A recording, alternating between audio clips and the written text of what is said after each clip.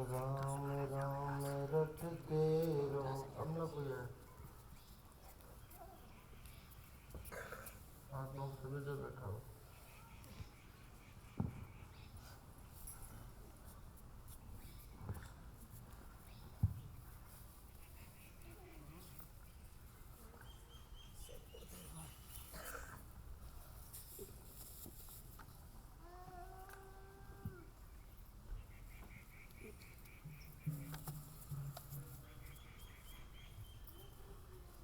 राम राम रटते रहो, जब लग घट में प्राण,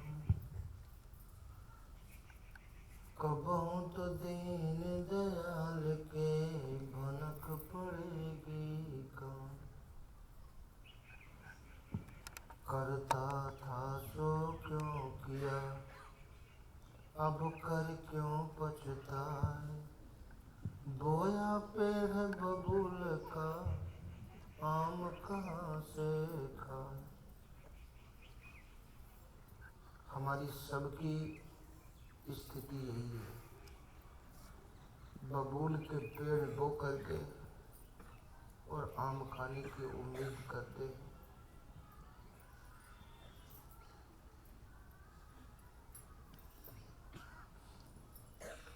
बोया पेड़ बबूल का तो आम कहाँ से खाए।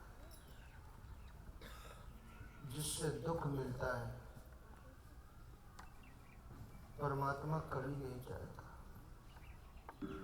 आज तक परमात्मा ने कभी किसी से नहीं कहा कि आप दुख का सामान जुटाओ, रोने का सामान जुटाओ। और मनुष्य कितनी सहजता से कह देता है कि क्या बताएं, हम बहुत कोशिश करते हैं लेकिन भगवान के लिए समय नहीं मिल पाता। बहुत कोशिश करते हैं। कभी परमात्मा ने आज तक किसी से कहा कि आप रोने का सामान जुटाओ। जब रोने का समय आता है तो हम परमात्मा को जरूर दोष देते हैं कि परमात्मा तुमने क्या कर दिया। अगर किसी के कहने से आपने सोना खरीदा है, कोई भी चीज़ खरीदी है, आपको 1 करोड़ का घाटा आ गया, तो आप उससे कह सकते हो आपके कहने से हमने ऐसा किया। आपको कहने का अधिकार है। लेकिन भगवान ने तो कभी कहा नहीं। जिंदगी भर हमने रोने का सामान जुटाया है, एक भी प्रसन्नता का सामान नहीं। जो भी सामान आपने खरीदा अपनी सोच से खुशियों के लिए,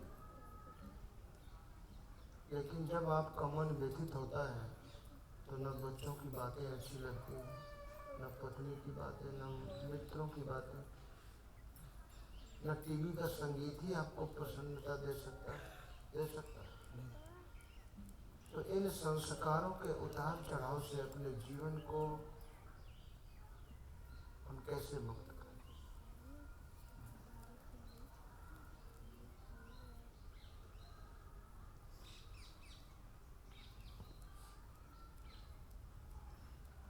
महापुरुषों ने एक ऐसा रास्ता दिया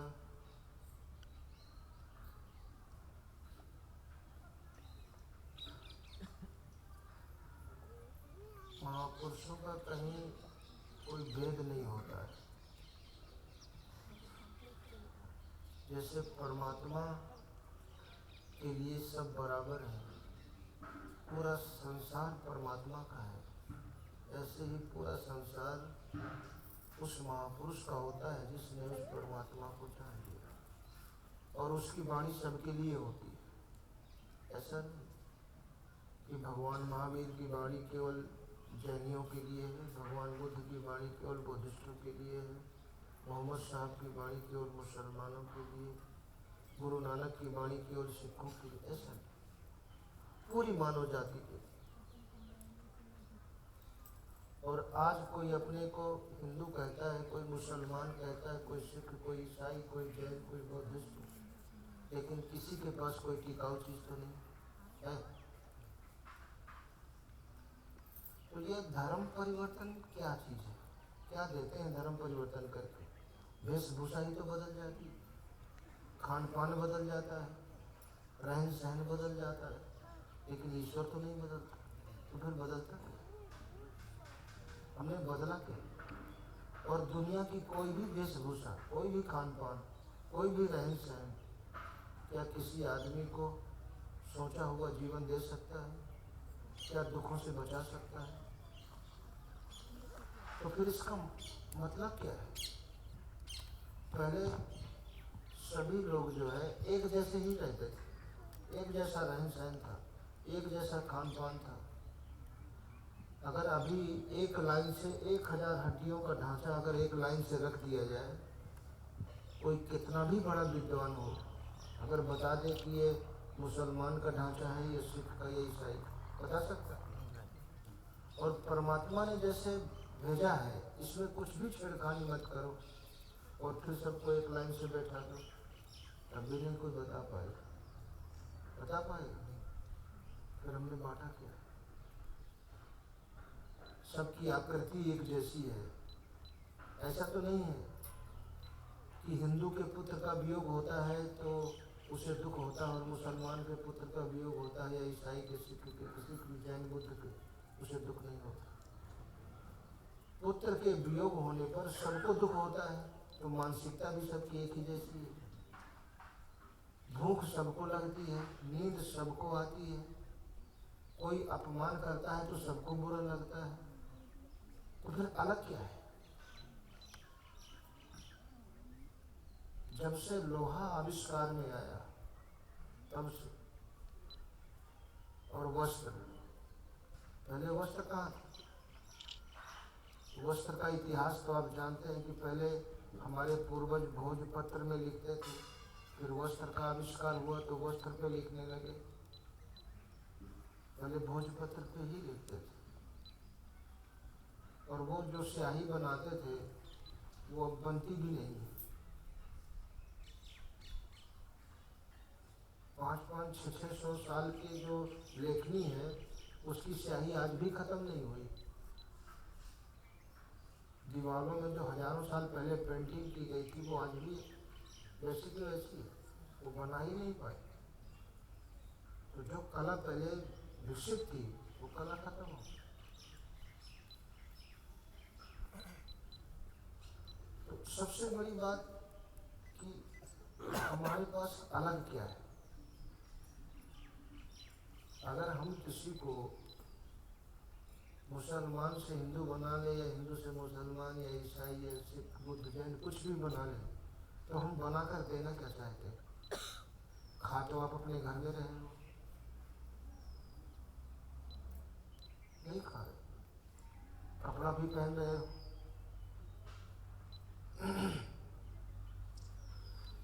और जो ईसाई या मुसलमान या हिंदू, आपके परिवार में 5-6 सदस्य होते हैं और आप परिवार के प्रतिनिधि होते हैं, तो परिवार का प्रतिनिधि आप अपने 5-6 सदस्यों को सुख शांति नहीं दे सकता, तो अगर वो लाखों लोगों का प्रतिनिधि हो गया तो क्या दे पाएगा? जब 5 को नहीं दे सकता, तो फिर क्या देने के लिए आपस में ये राग द्वेष, और क्या पाने के लिए? आता है समझ में ये किसी? जब आपका अपने पूरे परिवार में होल्ड नहीं है, हो भी नहीं सकता है, क्योंकि रास्ता वैसा बदल गया। पहले छोले खाने से धर्म नष्ट होता था, आज सब लोग सबके साथ बैठ के खा पी रहे हैं, नहीं खा पी रहे। तो जिन लोगों ने ये नियम बनाया था कि छोले खाने से धर्म नष्ट होता है, उन लोगों के प्रति आज कोई आस्था है? उनको आप बुद्धिमान कह सकते हो? ऐसे आज के बनाए नियम जब इसी तरह से बदलेंगे तो क्या वर्तमान के लोगों को, आगे वाली जो आने वाली पीढ़ी है, वो इसी प्रकार बुद्धिमान कह पाएगी? तो अतीत के नियमों से कितनी हानि हुई मनुष्य जाति की। अगर वर्तमान उन भूलों से प्रेरणा नहीं लेता तो वो दुखद और विनाशकारी भविष्य की ही रचना करेगा। सुखद और सुरक्षित भविष्य की रचना कोई कर ही नहीं सकता। इस समय शायद पृथ्वी में ऐसा कोई प्रतिनिधि नहीं है जो अपने परिवार को, समाज को और राष्ट्र को सुरक्षित होने का दावा कर सकता है। और सबसे पूछो, हर प्रतिनिधि अपने परिवार को सुरक्षित छोड़कर ही जाना चाहता है। जाना चाहता है कि अपने भविष्य को सुरक्षित देखना चाहता है। लेकिन किसी का भविष्य सुरक्षित है, किसी के पास ऐसा सिद्धांत है, तो फिर दे क्या रहे हैं ये लोग? ये क्या दे रहे हैं? क्या देने के लिए कह रहे हैं कि हमारे पास आओ, इधर आओ, उधर आओ? वो तो रास्ता महापुरुषों ने अनादिकाल से दिया था। हर माँ बाप चाहता है कि मेरे बच्चे व्यवस्थित और सुरक्षित जीवन व्यतीत करें। लेकिन जो पिता ने जिंदगी भर कमाया है, क्या उससे वो स्वयं सुरक्षित और व्यवस्थित है? देखो, और यही छोड़कर हम विदा होंगे बच्चों के लिए, क्या उससे वो सुरक्षित और व्यवस्थित? हम अपने बच्चों को असुरक्षित और अव्यवस्थित किसी को देखना नहीं चाहते। देखना चाहते हैं क्या सोचने मात्र से ही वो सुरक्षित और व्यवस्थित हो जाएंगे? हमने दिया क्या?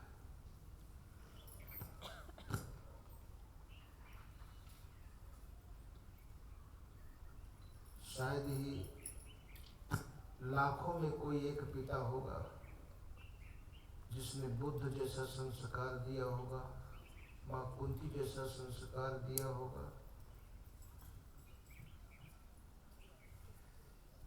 सम्राट अशोक जैसा संस्कार दिया होगा। सम्राट अशोक के एक ही लड़का, एक ही लड़की,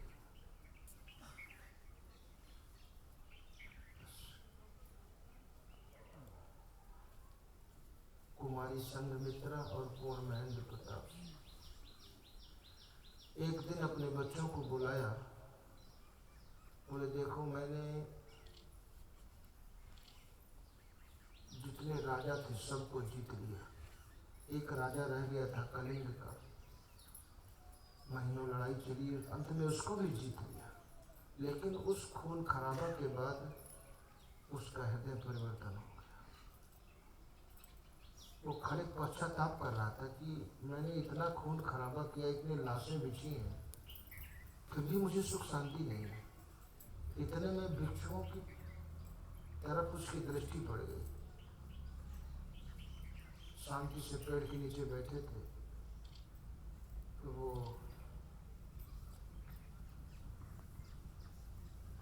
गए, नमन किया, फिर बोले मैंने शांति पाने के लिए ये सब कुछ किया, लेकिन मेरे मन को शांति नहीं, सुख नहीं।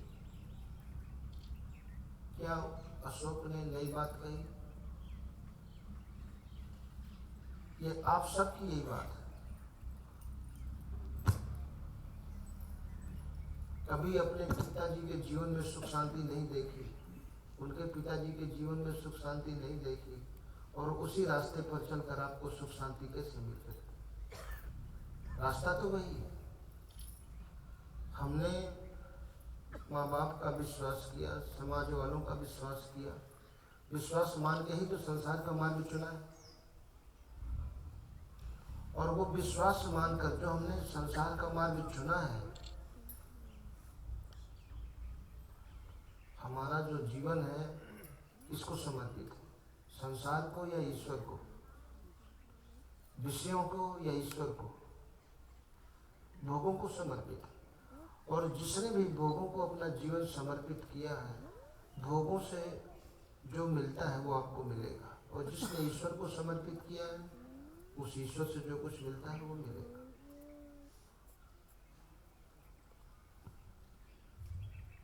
तो सबकी यही बात है, जीवन के अंतिम क्षणों तक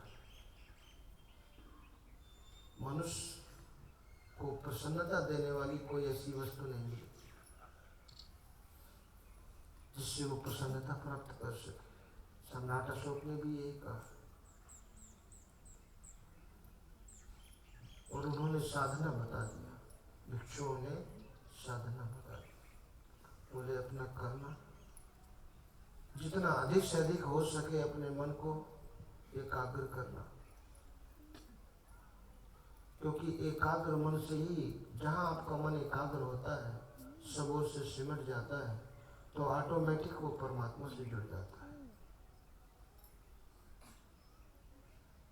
जहाँ आप बर्तन को, किसी कोई चीज उसमें भरी रहती है, बर्तन को आप पूरा खाली करते हो तो खाली नहीं होता, उसमें तुरंत हवा भर जाती है। कोई चीज कभी खाली नहीं रहती, एक क्षण भी खाली नहीं रहती। आपका मन अगर संसार से खाली हुआ तो उसमें परमात्मा की बातें आ जाएगी, इधर से खाली हुआ तो संसार की आ जाएगी। एक क्षण भी मन खाली नहीं रह सकता। अब इस मन में क्या रखने पर हमें फायदा है, ये मनुष्य को सोचना। तो अपने पुत्रों को बुलाया, बोले देखो, जिस सम्मान के लिए दुनिया के लोग प्रयास करते हैं, जाने क्या क्या करते हैं। मैंने जितने राजाओं को जीता है, सारे राजा अपने मुकुट युक्त सिर से मेरा प्रणाम करते। जितने राजाओं को जीता है, उनके सारे खजाने मैंने अपने खजाने में मिला लिए। इतना धन है मेरे पास, सारे राजाओं का धन मेरे पास, सारे राजा मुझे सम्मान, इतना बड़ा सम्मान, फिर भी मुझे सुख शांति नहीं है। मेरे जाने के बाद तुम मेरे उत्तराधिकारी बनोगे, तुम्हें भी सुख शांति नहीं मिलेगी। दोनों लड़कों को संन्यास दिया, स्वयं संन्यास लिया। पूरे विश्व में जो बौद्ध धर्म है वो सम्राट अशोक के समय का ही, उतना उससे पहले उतना नहीं था। क्योंकि उन महापुरुषों की जो शिक्षा, जब भी है महापुरुष की शिक्षा में, विद्या में अगर कुछ मिलावट हो जाती है तो फिर उसका प्रभाव खत्म हो जाता है। महापुरुष तो कहता है एक ही बात, डॉक्टर या वैद्य वही दवा देता है जिससे रोग से छुटकारा मिले। महापुरुषों ने वही उपदेश दिया जिससे मनुष्य संसार के दुखों से छुटकारा पा जाए। अगर डॉक्टर के पास जाने से रोग बढ़ जाता है तो आप बताइए डॉक्टर के पास जाने से क्या फायदा है? डॉक्टर के पास जाने से कोई फायदा नहीं। अगर महात्मा के पास जाने से दुख बढ़ जाता है तो फिर जाने से फायदा है कोई फायदा? हम डॉक्टर के पास क्यों जाते हैं, महात्माओं के पास क्यों जाते हैं? दुख। और दुनिया में कोई ऐसा डॉक्टर है, किसी को गठिया रोग हो जाए और कहे अरबी की सब्जी खाया करो, उड़द की दाल खाया करो, दही की लस्सी जो है बर्फ डाल के पिया करो और मेरी दवाई भी खाया करो, आप उसको डॉक्टर नहीं मान सकते, व्यापारी मान सकते हैं। कि ये धन ऐंठने के चक्कर में कि रोग जितना लंबा रहेगा उतना ज्यादा आमदनी होगी। है दुनिया में आज तक कोई ऐसा महापुरुष नहीं हुआ जो कहा कि विषयों का सेवन भी किया करो और भगवान के रास्ते पर भी चला करो। एक साथ कोई की दुई होए भुआलू, सब ठठा फुलाओ गालू। एक साथ आदमी दो काम कर सकता है कि गाल फुला ले और ठहाका मार कर हंस भी ले। एक समय एक ही काम होगा। आपके मन में एक समय एक ही विचार रहेगा और ये विचार ही मनुष्य के पतन का कारण है और विचार ही मनुष्य को महान बनाता है। रावण का एक विचार उसके विनाश का कारण बना। मुझे सीता का हरण करना है, ये विचार आया और यही विचार उसके विनाश का कारण। तो आपका कोई भी विचार, उन विचारों के परिणाम के बारे में हर मनुष्य को अवगत होना चाहिए कि कौन विचार हमारी कितनी क्षति कर सकता है। और हम सोचते चले जा रहे हैं, सोचते चले जा रहे हैं, जब तक देखिए एक एक विचार का परिणाम हमको भोगना पड़ता है। उसका बदला देना पड़ता है। आप लोग जो रात दिन सोचते हो ना, गुरु महाराज इतना कहा करते थे कि भाई देखो, जब तक आश्रम में रहो भजन नहीं होता है, जब तक आश्रम में रहो पवित्र विचारों के साथ रहो, कृपा मिल जाएगी, भजन मिल जाएगा। अब इतना भी नहीं कर सकते तो और क्या कर सकते। लेकिन मन देखिए, अपने अपने मन का पूरा गणित लगा लो कि कितनी देर तक खुराफात में रहा, कितने फालतू दृश्यों को अपने, कचरा तो पहले से हजारों जन्मों का भरा है, और कितना कचरा और 2 दिन में भर लिया। कचरा को तो निकालना, जितना हल्का हो जाएगा उतना ही आपके लिए तैरने में आराम रहेगा। विचार सबसे महत्वपूर्ण है, और धीरे धीरे साधना यही है। धीरे धीरे जहाँ समाधि की अवस्था में निर्विचार वैशारध्य अध्यात्म प्रसाद, फिर परमात्मा का पूरा कृपा जो है पूरी की पूरी, वो अध्यात्म प्रसाद वो प्राप्त होता है। वही निर्विचार समाधि, निर्विकल्प समाधि, विचारों से रहित। धीरे धीरे मन को खाली करना, लेकिन उसमें मिलावट हो गई। अब कहते हैं कुछ भी, भगवान महावीर ने, हर महापुरुष ने एक ही रास्ता दिया, मन का निरोध, क्योंकि निरोध मन के द्वारा। अब आदमी मन का निरोध करने के लिए लगा है, तो प्रक्रिया सबकी एक ही, बाहर से भागते हुए मन को समेट के एक जगह करना, कोई दूसरा रास्ता ही नहीं। अगर संसार के काम करते हुए भगवान की कृपा मिलती तो आज सबके पास कृपा होती। ये अपने आप सिद्ध है ना, कि जब उधर से मन हटकर, जिसका भी मन संसार से हटकर ईश्वर की तरफ चला, जितना ही उसने अपने मन को समेटने में सफलता पाई, उतना ही ये संसार और परमात्मा नदी के 2 तट हैं। आपने तैरना शुरू किया, जितना ये किनारा छूटता जाएगा उतना किनारा पास होता जाएगा, और जब उस किनारे पर आप पहुंच जाएंगे तो ये किनारा अपने आप छूट, केवल तैरना, साधन पकड़ना। तो जो साधन दिया है अब ये है ना, करता था सो क्यों किया, अब कर क्यों पछताए, बोया पेड़ बबूल का। तो बताइए, जो दुखद विचारों के साथ जो दुख देने वाले, परेशानी पैदा करने वाले, समस्या पैदा करने वाले विचार हैं, हर समय हमारा मन उनसे भरा रहता है, और अपने जीवन में प्रसन्नता भी चाहते हैं, संभव है। जब भीष्म पितामह सरसैया पर थे, अंग अंग में बाण लगे हुए थे, भगवान कृष्ण गए मिलने के लिए, मेरा भक्त मुझे याद कर रहा है, और उनकी प्रार्थना यही थी कि गोविंद शरीर छोड़ते समय मुझे आपका दर्शन मिले। भगवान से एक ही प्रश्न किया। देखिए, ऐसा सौभाग्य कितने भक्तों को प्राप्त हुआ कि जब शरीर छोड़ रहे हो भगवान सामने खड़े हो।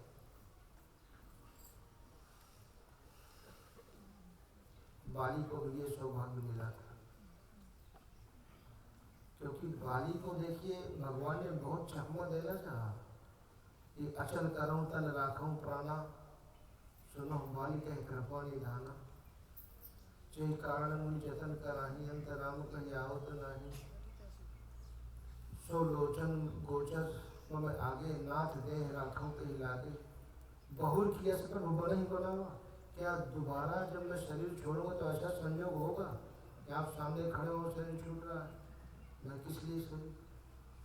और वो सौभाग्य विष्णु को भी प्राप्त हुआ। विष्णु ने कहा, प्रभु मैं किस जन्म का ये फल भोग रहा हूँ, मेरी इतनी पीड़ा, असहनीय पीड़ा, 6 महीने तक उसी में लटके रह, क्योंकि उनको इच्छा मृत्यु, जब तक सूर्य उत्तरायण में नहीं होगा मैं शरीर नहीं छोड़ूंगा। और सूर्य 6 महीने दक्षिणायन में रहता है, 6 महीने उत्तरायण में रहता है। ये तो एक रहस्यमय बात है। देखिए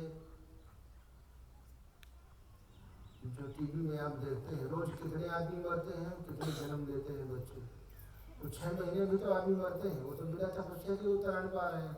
अब ये उत्तरायण क्या है, दक्षिणायन क्या है, ये प्रश्न गोपनीय, ये महापुरुषों के क्षेत्र की चीज है। तब तक वो प्रतीक्षा करते रहे। जब पर्दे मर रहे हैं तो उत्तरायण में भी उतने ही मरते हैं, दक्षिणायन में भी। उन्होंने कौन सी तपस्या की है? तो ये उत्तरायण ये एक प्रश्न है।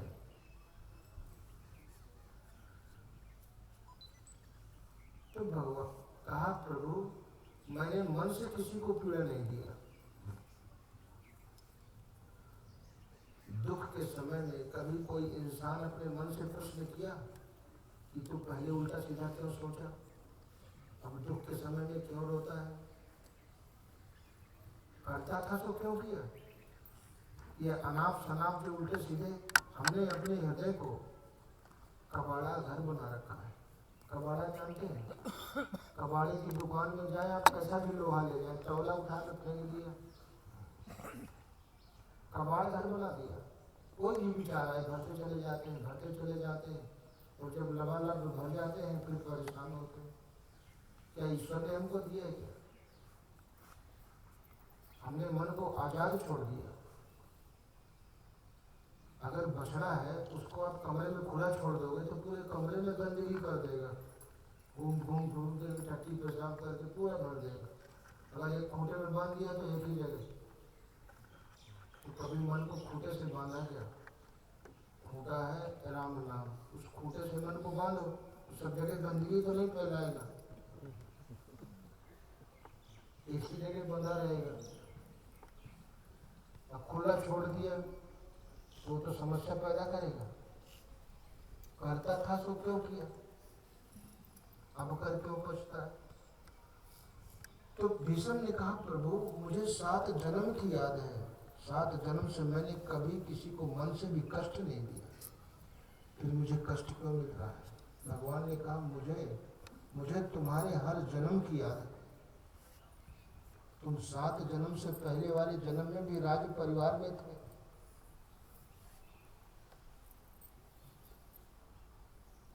शिकार का तुम्हारा शौक पुराना है, शिकार करने जाते थे। एक बार तुम्हारे राजकुमार मित्र आ गए, उनको साथ लेकर शिकार करने गए, उस दिन शिकार नहीं मिला और कभी तुम्हें सफलता मिली ही नहीं, निशाना तुम्हारा इतना अच्छा। और उस दिन जैसे गांव शहरों में दादा होते हैं ना, तो कोई दोस्त यार आ जाते हैं तो उस दिन और ज़्यादा दादागिरी दिखाएंगे, देखो हमारी कितनी चलती है। भीष्म भी जो है ऐसे कि देखो मैं कितना निशानेबाज, और संजोग से उस दिन शिकार नहीं मिला।